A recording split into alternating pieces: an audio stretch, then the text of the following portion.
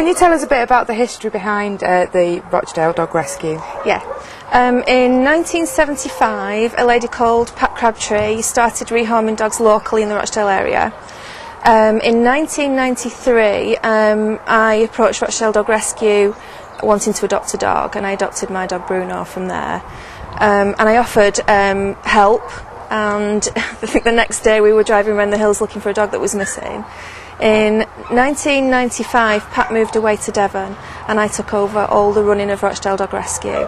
In 2005, a formal link was made with the kennels here, and Rochdale Dog Rescue, as it is today, was born, helping the poundies, so to speak. Why do Rochdale Dog Rescue rescue dogs from local authority pounds? Local authority councils are obligated to house a dog and keep it safe for 7 clear days in the hope that the owner will come forward and claim the dog. At the end of those 7 days, the dogs then need to move on one way or another. Sometimes they're at risk of being put to sleep because room's needed for other dogs that are coming in. Does the Rochdale Dog Rescue rehome to the public, and if not, why not? No, we don't rehome to the public directly from the pound when they've done their 7 days, because they're picked up as strays. We don't know anything about them. We don't know what they're like living in a house. We don't know what they're like living with children, what they're like with other dogs, cats. So it wouldn't be responsible to home them direct from just finishing the 7 clear days, because we don't know enough about them. They're not assessed. We wouldn't be finding the right homes for them. So where do the dogs go to, and how do they get there? They go to, we have some wonderful rescues that we work with all across the country. They take the dogs from us, and they get there basically by volunteer drivers who come and pick the dogs up and take them to the rescues where they're going to. So what happens to dogs once they get to a rescue centre? Once they get to the rescues, they're assessed, see a vet, vaccinated, neutered, and assessed to see what they're like with other dogs and to see what sort of homes they're going, and then they're matched to the right homes, and hopefully they stay in that home then for the rest of their lives. Why do the Rochdale Dog Rescue need donations to continue running?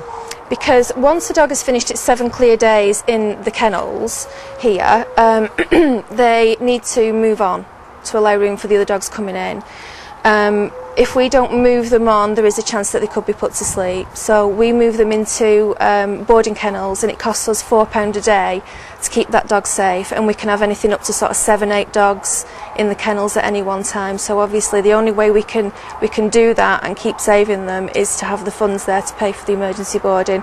Also, some volunteer drivers obviously require a little bit of petrol money to help them. You know, they can't be sort of sometimes affording it out of their own money. Why do you spay and neuter dogs in your care?